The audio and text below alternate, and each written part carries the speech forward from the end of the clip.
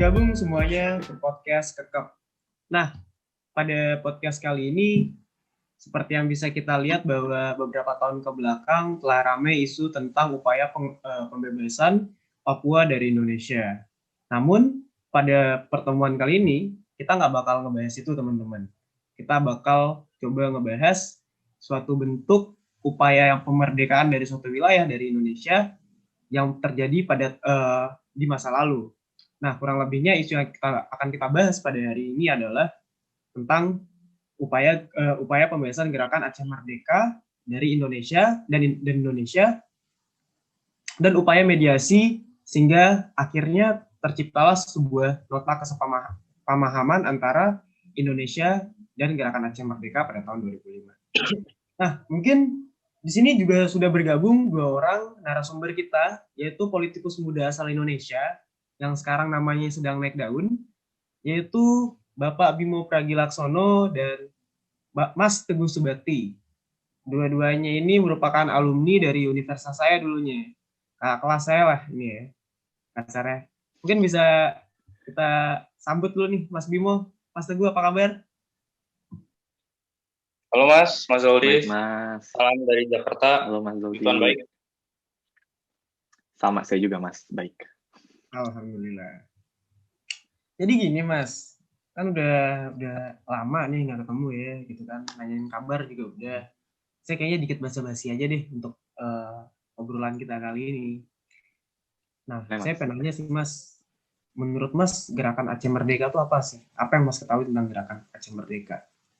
Coba mungkin bisa dimulai dari Mas Teguh dulu untuk bisa menjelaskan apa sih gerakan Aceh Merdeka itu?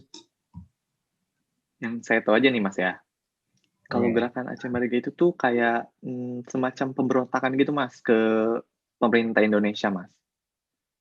Terus juga karena apa ya masalahnya? Ini ya, masalah sumber daya alam kalau nggak salah Mas. Itu sih Mas yang saya tahu. Oh begitu Mas. Oke, ya. Mungkin bisa dilengkapi oleh Mas Bimo. Mungkin Mas Bimo silahkan. Oke, baik. Terima kasih Mas Zoldi. Kalau GAM sendiri ya, tadi udah dibilang pemberontakan. Kayaknya saya juga setuju deh sama itu. Terus mungkin saya mau nambahin satu. Isu agama ya mungkin ya. Kayak kan tahu sendiri Aceh kan Muslimnya cukup kuat, cukup keras ya. Sepertinya itu juga mungkin bisa dibawa-bawa kayaknya ya. Itu aja Mas. Kalau misalnya kayaknya belum konkret dong berarti ya Mas ya. Belum pasti berarti ya. Masalah negara itu ya. Iya Mas, soalnya kan tahu sendiri kan Aceh kita dengar kata Aceh mungkin ya kita bisa langsung kaitin sama Islam yang mungkin fundamental atau Islam yang cukup taat mungkin ya. Jadi istilahnya ya mereka mungkin ingin punya wilayah mereka sendiri gitu untuk memerintah daerah mereka gitu. Mungkin itu sih dari saya Mas. Gimana? Mas Bimo. Ya gimana Mas? Silakan Mas Teguh. Iya, bagaimana? Nah, kayaknya salah deh Mas. Itu nggak mungkin agama Mas. Soalnya tadi yang saya sebutkan tadi sumber daya alam. Apa itu hubungannya? Nggak ada gitu Mas sama agama-agama gitu Mas. Tapi saya juga menambahin Mas. Sebentar dulu Mas Bimo. Oke. Sorry. Didahuluin ya, maaf. Sebelum merespon, mau tambahin dulu. Tapi silakan. Kenapa bisa agama? Toh kan Indonesia juga negara Islam gitu kan dibilangnya Mas. Di Aceh Islam, Indonesia Islam. Biasanya kalau misalnya memang konfliknya terjadi, satunya Islam, satu lagi non-Islam mungkin bisa terjadi konflik. Tapi kan ini Islam, satunya lagi juga Islam Mas. Ya. Kira-kira kenapa Mas? Ya apa ya? Namanya pemberontakan pasti punya pikiran radikal. Ya mungkin ya bisa jadi Islamnya itu dibawa-bawa kayak mungkin jihad, terus Indonesia dibilang Indonesia ditakfiri mungkin ya, jadi ngedorong itu animo masyarakat untuk masuk ke GAM, masyarakat Aceh buat masuk ke GAM, terus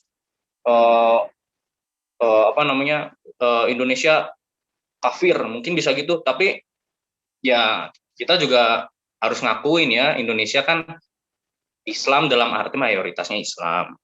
Terus apa namanya, ya itu tadi mungkin yang paling mencolok dari Aceh kan. Saya kalau dengar kata Aceh itu langsung kayak ingat langsung Islam, Islam, Islam. Mungkin itu sih Mas dari saya. Jadi menurut saya itu pasti ada hubungannya gitu. Mungkin Mas Teguh mau merespon tadi. Silakan Mas Teguh. Saya mau merespon yang Mas Bimo tadi sebut aja ya, Mas.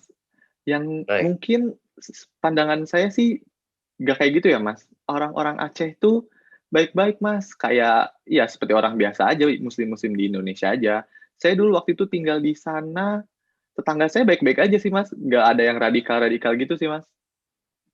Jadi nggak mungkin tuh kalau masyarakat Aceh yang muslimnya itu radikal gitu-gitu, nggak mungkin sih, Mas. Ya mungkin mereka emang baik-baik aja karena mereka nggak ngelihat emas mungkin dalam perspektif apa gitu ya. Yang saya mau garis bawahi di sini ya mereka ini maksudnya si organisasi GAM ini atau apalah itu ya. Mereka ini kan kalau mereka udah sampai melakukan pemberontakan, mereka udah sampai istilahnya apa namanya, memberontak dalam negeri atau apa itu namanya istilah, bukan mengkudeta ya, istilahnya melawan pemerintah yang sudah ada ya, mereka pasti punya keinginan politik tersendiri gitu. Mereka pingin mereka pingin kekuasaan, mereka pingin kedaulatan mereka sendiri. Mau nggak mau mereka harus ngompor-ngomporin masyarakatnya dengan ya, kalau Indonesia itu beda lah, Islamnya pantas untuk dilawan, jihad atau apalah itulah. Jadi ya itu yang bikin menurut saya ya konfliknya semakin memanas, terus konfliknya lama juga ya. Itu sih dari kacamata saya. Oke, saya pertegas lagi pertanyaannya ya. Menurut Mas Teguh dan Mas Bimo, sebenarnya apa sih penyebab terjadinya gerakan Aceh Merdeka? Konflik antara Indonesia sama Aceh itu kenapa? Apa penyebabnya? Coba mungkin dari Mas Teguh dulu. Silakan. Kalau dari saya sih, Mas, tadi yang gara-gara rebutan sumber daya alam itu, Mas. Jadi mungkin masyarakat Acehnya nggak suka gitu sumber daya alam itu dieksploitasi sama pemerintah Indonesia gitu, Mas. Kalau saya ya, kayaknya masalah sumber daya alam itu ini deh, wacana belaka atau apalah. Soalnya kan lagi-lagi kalaupun dieksploitasi, keuntungannya juga pasti dimakan sama masyarakat Aceh juga dong, ya nggak? Ya nggak? Betul, Mas. Ya otomatis. Ya betul. Ya otomatis kita di sini juga harus mengakui itu dong. Kalau mereka mendapat keuntungannya, kenapa harus sampai mengangkat-ngangkat atau membakar isu ini jadi lebih lebar, lebih panjang gitu. Untuk apa? Padahal mereka juga istilahnya juga menikmati, ya bisa dikatakan sebagian profit lah. Ya intinya kan mereka mendapat profit dari eksploitasi sumber daya alam yang katanya dilakukan oleh pemerintah Indonesia. Itu sih dari pandangan saya, Mas. Tapi kan kalau misalnya dari eksploitasi itu sendiri kan pasti ada yang dirugikan kan. Nah, bisa saja itu masyarakat Aceh yang dirugikan dan nggak semua masyarakat Aceh itu dapat keuntungan yang tadi Mas bilang itu. Banyak masyarakat Aceh yang ngerasa dirugikan dengan adanya eksploitasi itu. Bahkan juga bisa jadi banyak korban jiwa gara-gara eksploitasi sumber daya alam yang tadi, Mas. Itu sih, Loh, Mas. lagi-lagi gini loh. Lagi-lagi istilahnya untuk apa? Ya Aceh itu kan jadi satu kesatuan milik Indonesia. Dari Sabang sampai Merauke kan.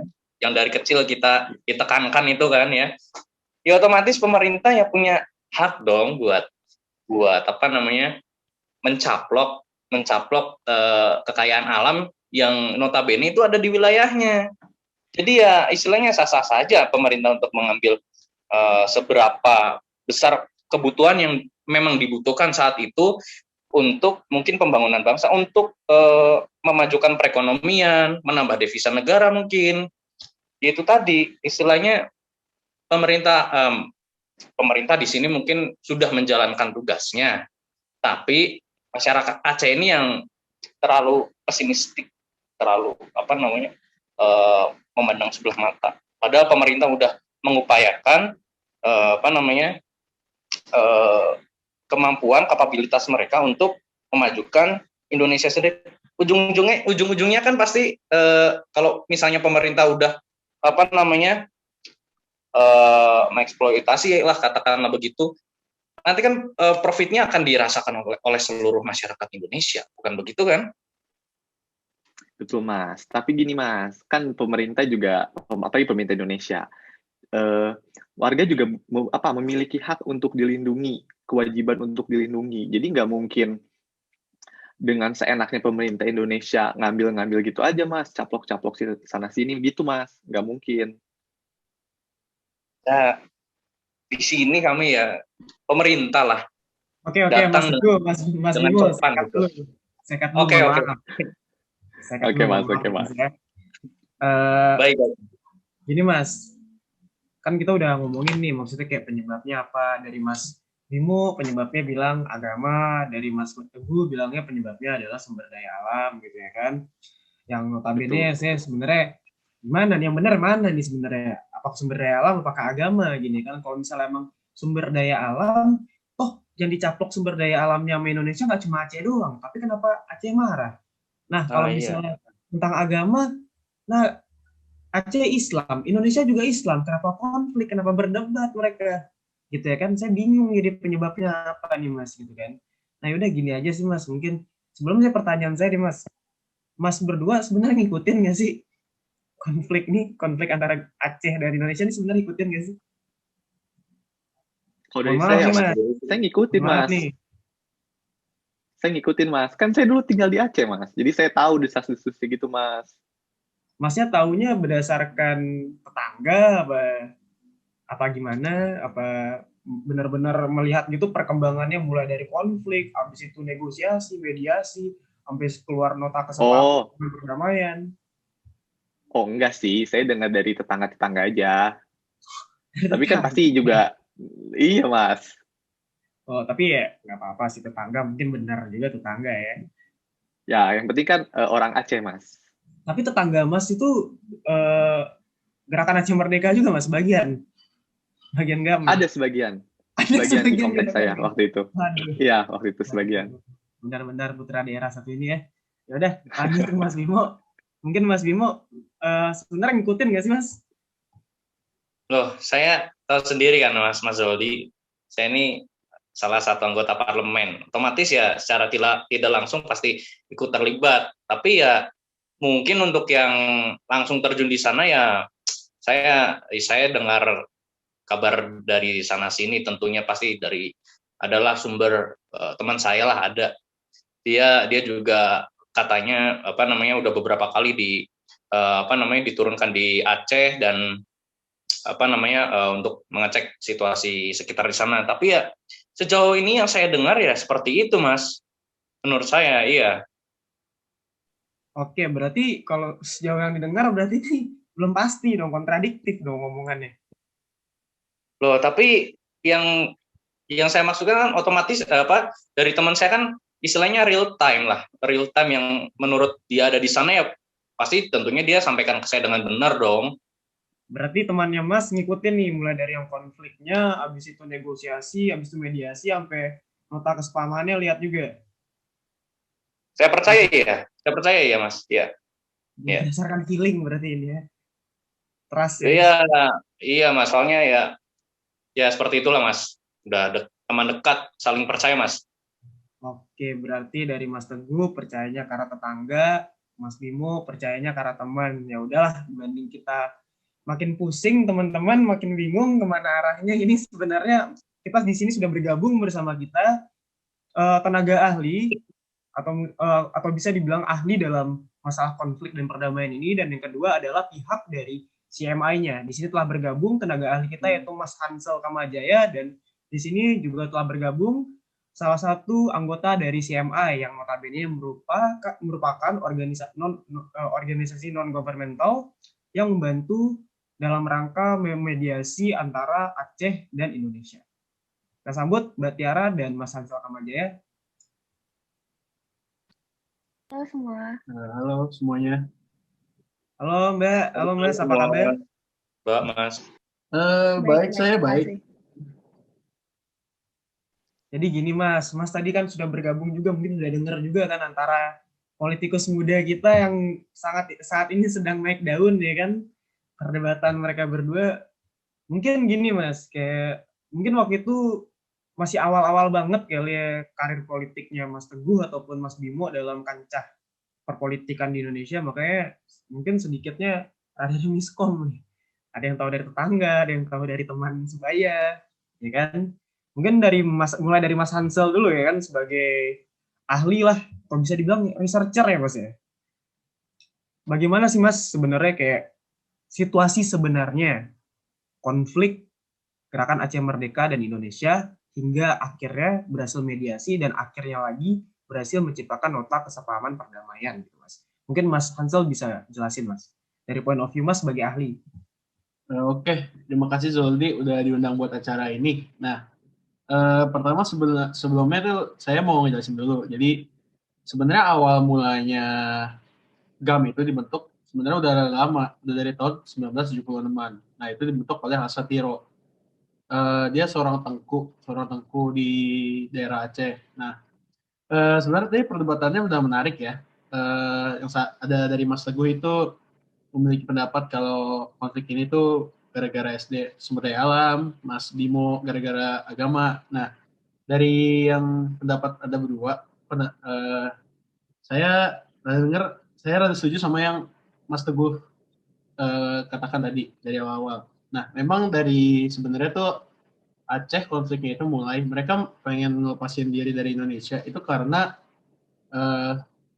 alasan utamanya adalah karena memang eksploitasi sumber daya alam oleh pemerintah pusat Indonesia. Nah, ini penting buat dicatat ya. Masalah GAM itu muncul pas zamannya Orde Baru, yaitu zaman pemerintahannya si Soeharto, Presiden Soeharto. Nah, kalian tahu sendiri juga waktu itu pas masa-masa Orde Baru itu, Presiden Soeharto ya fokus untuk membangun infrastruktur Indonesia. Itu betul. Tapi poin yang penting buat catat juga itu kalau fokusnya Presiden Soeharto itu hanya di Pulau Jawa saja. Di pulau-pulau luar Jawa itu belum terlalu mana ya, kata-katanya itu belum terlalu dikembangkan lah. Jadi ya memang betul Aceh itu alasan utamanya yaitu adanya eksploitasi sumber daya alam oleh pemerintah pusat. Dan warga masyarakat Acehnya ini merasakan bahwa kalau ya oke, sumber daya kita dieksploitasi, tapi kenapa kita nggak dapat efek ya? Jadi gitu loh, kenapa mereka akhirnya memunculkan gerakan Aceh Merdeka. Nah, gerakan Aceh Merdeka ini juga sebenarnya dibagi menjadi 3 bagian. Jadi nggak cuma dari tahun 76 sampai tahun 2002 gitu. Jadi yang pertama itu GAM yang pertama 76 sampai 79. Itu kenapa cepet banget? Bukan cepet banget, cuman kayak kenapa ya sebentar lah, istilahnya sebentar. Itu gara-gara mereka belum mendapat dukungan populer dari masyarakat Aceh sendiri. Mungkin masyarakat Aceh belum merasakan bahwa ya nggak terlalu penting atau gimana gitu mungkin ya. Dan yang kedua itu tahun 89 sama 91. Nah, di sini GAM itu mulai mendapatkan dukungan yang lebih banyak karena pemerintah pusat Indonesia atau Presiden Soeharto itu mulai mendeklarasikan daerah operasi militer di daerah Aceh. Nah, mungkin di situ maksudnya masyarakat Aceh itu mulai merasakan, wah kenapa militer sampai datang ke sini, dan memang benar, dan mereka mendapatkan banyak support itu juga gara-gara banyak pelanggaran bukan hak asasi manusia, kayak mungkin ya pelanggaran hak asasi manusia seperti dia perlakuan genosida, pemerkosaan, penculikan paksa oleh tentara Indonesia pada waktu itu Jadi sehingga ya GAM udah mulai mendapatkan dukungan yang lebih banyak lah intinya. Nah, yang ketiga, ini yang tahun 99 sampai 2002, ini itu gerakan GAM yang paling besar. Itu seingat saya itu sampai kurang lebih gerakan yang digerakkan oleh GAM tuh 4 ribuan militan. Kalau saya, ini juga saya belum terlalu nyari datanya, jadi ya yang bagian ini. Jadi mohon maaf kalau salah. Nah, terus setelah mereka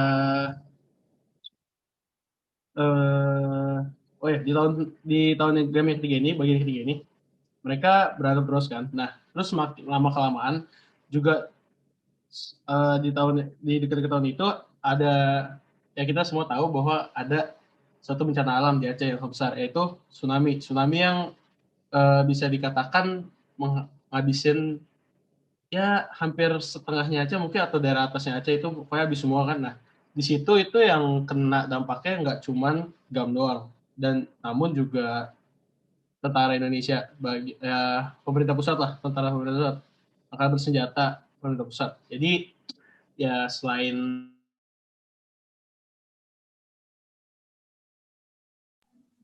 Maaf Mas Ansel, kayaknya ke-mute. oh maaf ya kepencet tadi. Jadi sampai Ya, mana ya? apa? Saya udah sampai mana? Jelaskannya. Yang bisa bantu, Tadi sorry. sampai Aceh tsunami, Mas. Oh, sampai tsunami ya. Oke, jadi ya pas di tsunami itu ya kan kita bisa sendiri lah, nggak perlu ahli buat lihat kalau misalkan ya ibaratnya lah dua kekuatan lagi sama-sama berantem. Nah, mereka kan butuh logistik support supply line tuh kayak ya apa ya? Ya jalur logistiknya lah. Jalur logistiknya kalau misalkan kena ada bencana alam dan tsunami-nya itu kan hampir ngabisin bagian utara Aceh, dan itu jadi jalan-jalan tuh pada tutup oleh kayak bekas pohon, mungkin pohon hancur, terus rumah hancur segala macam gitu.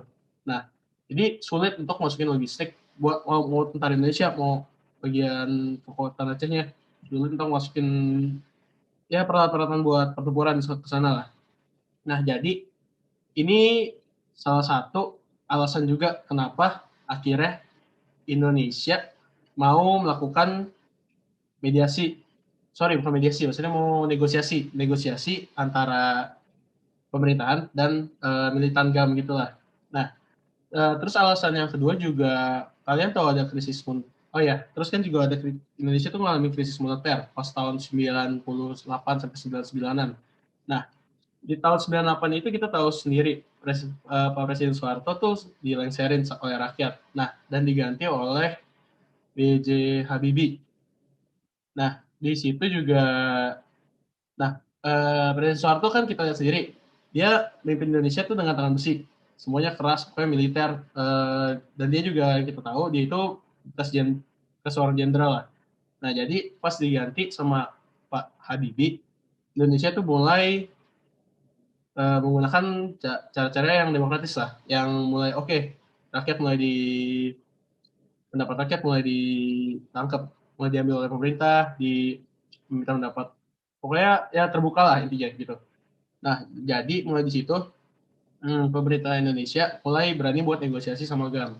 Nah, negosiasi yang dijalanin ini tuh berjalannya cukup lama ya, karena ya tadi yang seperti dikatakan sebelumnya oleh politik-politik Indonesia kita, yaitu Mas Bimo atau Mas Teguh, keduanya, ya kita sama-sama keras lah pendapat Aceh dan pendapat pemerintah pusat itu sama-sama keras. Jadi di sini itu kita mengundang sebuah organisasi internasional untuk sebagai mediator buat kita menjalani negosiasi ini, sehingga masalah kita itu dapat terselesaikan oleh dia. Kan nggak mau juga Indonesia sama masa Aceh kita bilang oke, Aceh itu Indonesia, tapi nyatanya Aceh itu berantem terus sama pemerintah pusat, kan aneh ya kalau dilihat juga sama masyarakat internasional. Jadi ya kita ngundang pakai CMI juga sih, itu buat menyelesaikan masalahnya, membantu menyelesaikan masalah kita. Jadi ya singkatnya gitu sih sebenarnya. Oke, terima kasih Mas Hansel. Nah, Mas Ansel tadi juga udah menyinggung nih tentang peran CMI dalam menjadi suatu aktor yang membantu aktor yang membantu mediasi antara Indonesia dengan Gerakan Aceh Merdeka. Nah, di sini sudah bergabung bersama kita Mbak Tiara Alivia, di mana Mbak Tiara Alivia ini merupakan researcher dari CMI itu sendiri. Mungkin Mbak Tiara bisa memberikan pandangannya atau point of view-nya sebagai researcher dari CMI yang notabene juga membantu lah dalam research dan development kasus dan akhirnya mediasi yang menghasilkan nota kesepahaman perdamaian pada tahun 2005. Mungkin Mbak Tiara bisa menjelaskan bagaimana tahap-tahapannya, kegagalan-kegagalan apa saja yang sudah pernah dirasakan, terus kayak kesulitannya apa gitu segala macam. Silakan Mbak Tiara. Ya, halo. Saya Tiara, perwakilan dari Crisis Management Initiative atau CMI. Kami itu merupakan salah satu NGO kelas internasional yang berasal dari Finlandia ya, yang didirikan sama mantan Presiden Finland, yaitu Martti Ahtisaari, dan kami bergerak di bidang resolusi konflik gitu. Jadi tadi kan udah dibahas juga ya, kayak CMI itu dilibatkan sebagai mediator oleh pemerintah Indonesia dalam melakukan negosiasi ke GAM maksudnya, maaf. Nah, ini tuh dilakukan di era pemerintahan Presiden Bapak Susilo Bambang Yudhoyono gitu. Nah, dulu tuh pemerintah Indonesia tuh mikir gitu, kayak pendekatan militer tuh merupakan cara yang tepat untuk melemahkan kekuatan GAM. Tapi tuh hal tersebut tidak tepat lah untuk apa ya, itu meresolusi konflik yang ada secara permanen gitu. Maka dari itu tuh menjadi alasan bagi pemerintah Indonesia untuk menggait kami CMI sebagai mediator karena ya kami cukup berpengalaman lah dalam menangani beberapa kasus konflik di contohnya seperti di Afrika Selatan, Afrika Barat, Liberia, Timur Tengah, Afghanistan dan beberapa negara lainnya juga gitu. Serta direktur CMI itu Bapak Martti Ahtisaari juga dia tuh merupakan sosok yang berpengaruh khususnya di Uni Eropa karena dia itu punya kedekatan dengan Uni Eropa itu yang memudahkan kegiatan mediasi. Contohnya kayak mengusulkan bantuan dana di pelaksanaan mediasi sehingga membuat mediasinya tuh berjalan secara lancar dan menghasilkan perdamaian gitu. Nah, si Pak Martti Ahtisaari juga mengemukakan gitu kayak dia memiliki rasa tanggung jawab moral yang besar terhadap permasalahan di Aceh karena itu tuh masalahnya internasional gitu kan. Nah, beliau juga merasa bahwa diperlukannya ada proses dialog yang sistematis dan konstruktif agar pengimplementasian perjanjian yang disetujui di Helsinki kemarin itu dapat tercapai secara memuaskan. Dan hal itu tuh yang mendorong beliau untuk menyetujui CMI sebagai menjadi mediator antara kedua belah pihak tersebut. Nah, kami kan sebagai pihak ketiga ya, kami tuh sangat berusaha untuk memfasilitasi dialog-dialog yang mampu mempertemukan semua pihak yang berkepentingan sehingga pihak-pihak terkait yang terkait itu dapat menyampaikan pemikiran dan keluhannya masing-masing kan. Nah, proses perundingan damai melalui dialog tersebut antara GAM dan pemerintah Indonesia dilakukan sebanyak 13 kali dengan 5 kali putaran sejak Januari 2005 sampai Agustus 2005. Dan itu berhasil menandatangani nota kesepahaman pada tanggal 15 Agustus 2005 atau yang lebih kita bisa kenal sebagai MOU Helsinki. Nah, saya sekarang mau menjelaskan apa sih yang dibahas di dalam 5 putaran tersebut. Jadi putaran pertama itu dilaksanakan pada tanggal 27 sampai 29 Januari di 2005 di Helsinki. Nah, di pertemuan tersebut tuh Direktur CMI menginstruksikan kedua belah pihak yang bersengketa untuk berdiskusi dan melakukan tawar-menawar kebijakan demi tercapainya penyelesaian konflik Aceh ini secara rasional. Lalu putaran kedua dilaksanakan pada 21 sampai 23 Februari 2005 di mana mereka melakukan pembahasan hal substansial yaitu terkait dengan otonomi khusus dan self government. Putaran ketiga dilakukan di tanggal 12 sampai 16 April 2005, tapi di putaran ini hanya dilakukan oleh delegasi GAM dan pemerintah Indonesia, jadi tanpa mediator. Lalu putaran keempat ada di tanggal 26 hingga 31 Mei 2005. Nah, di putaran ini tuh terjadi pembahasan mengenai partisipasi politik, amnesti, ekonomi, dan integrasi HAM dalam masyarakat. Selain itu, di pertemuan ini juga dilakukan pertemuan gitu sama Peter Faith, yaitu beliau merupakan direktur pemantau yang nanti akan berpartisipasi dalam proses perdamaian di Aceh, dan itu semua difasilitasi oleh CMI. Dan putaran terakhir itu tuh dialog antara GAM dan pemerintah Indonesia itu membahas terkait HAM dan pengaturan keamanan. Nah, di putaran ini juga CMI memfasilitasi pertemuan antara kedua belah pihak tersebut dengan Uni Eropa karena nantinya akan terlibat aktif untuk pendanaan dan bidang politik. Salah satunya itu kayak mereka akan mengirimkan Initial Monitoring Presence atau IMP pasca penandatanganan nota kesepahaman sebelum penempatan AMM atau Aceh Monitoring Mission. Nah, nanti itu tuh akan dilakukan oleh Uni Eropa dan negara-negara ASEAN untuk memantau apakah implementasi MOU itu tuh benar nggak sih dilakuin gitu. Itu tuh nanti akan dilakukannya pada tanggal 15 September 2005. Jadi sebenarnya intinya kayak isi dari nota kesepahaman tuh merupakan hasil dari dialog-dialog yang telah dilaksanakan di putaran-putaran itu. Dan selanjutnya akan diberlakukan di Aceh. Nah, itu ada 6. Yang pertama adalah penyelenggaraan pemerintahan di Aceh.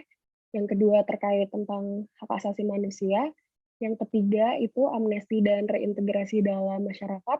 Yang keempat pengaturan keamanan. Yang kelima pembentukan AMM atau Aceh Monitoring Mission. Dan yang terakhir adalah penyelesaian perselisihan terkait GAM dan pemerintahan Indonesia ini. Gitu sih paling. Oke, berarti yang bisa saya tangkap dari penjelasan Mas Hansel dan juga Mbak Tiara ini, dalam memulai suatu mediasi atau sampai ke tahap mediasi, itu ada suatu proses naik turunnya dulu konflik itu. Sampai akhirnya kedua belah pihak yang berkonflik bisa duduk berdua yang ditemani oleh pihak ketiga sebagai mediatornya agar nantinya tercipta suatu perdamaian dari konflik yang sudah terjadi gitu ya Mbak ya. Dan sampai ke tahap sampai ke tahap perdamaian ini itu perlu suatu proses yang sangat kompleks gitu. Harus ada kesabaran dari kedua belah pihak, bahkan harus ada kesabaran dari pihak ketiga juga yang membantu dalam monitoring dan mengontrol perjalanan kasusnya. Nah, jadi teman-teman perlu ditekankan sekali lagi bahwa salah satu aktor yang berperan penting dalam mediasi konflik antara Indonesia dengan Gerakan Aceh Merdeka adalah CMI. Nah, CMI ini merupakan suatu organisasi asal Finlandia yang berproyeksi atau memiliki fokus orientasi itu dalam bidang resolusi konflik, sehingga dia dapat dikatakan sebagai aktor yang cukup prominent atau menjanjikan dalam mengurus penyelesaian konflik antara Aceh dan Gerakan Aceh Merdeka dan Indonesia. Selain itu, harus ditekankan satu lagi, CMI bukan merupakan negara. CMI merupakan aktor non-negara, di mana aktor non-negara ini memiliki kelebihan bersifat netral dan tidak subjektif dalam melihat siapa yang benar dan siapa yang salah. Itu menjadi poin penting teman-teman untuk meningkatkan kepercayaan antara dua pihak yang berkonflik terhadap pihak ketiga yang akan menyelesaikan konflik. Mungkin segitu saja podcast Kekep pada podcast Kekep ini. Saya sebagai moderator Sultan Muhammad Zuldi mengucapkan terima kasih dan sampai jumpa di podcast berikutnya. Dadah.